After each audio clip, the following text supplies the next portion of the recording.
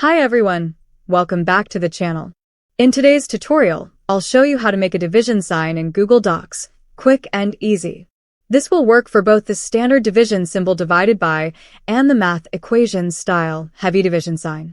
First, open Google Docs and place your cursor where you want to insert the symbol. The first method is by using the Insert menu.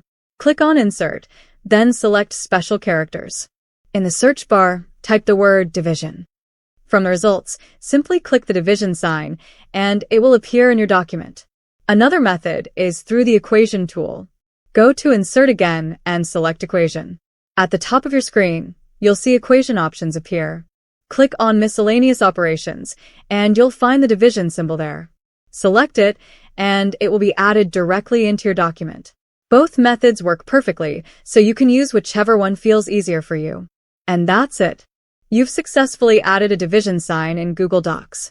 If you found this video helpful, don't forget to like, share, and subscribe for more quick Google Docs tips. Thanks for watching.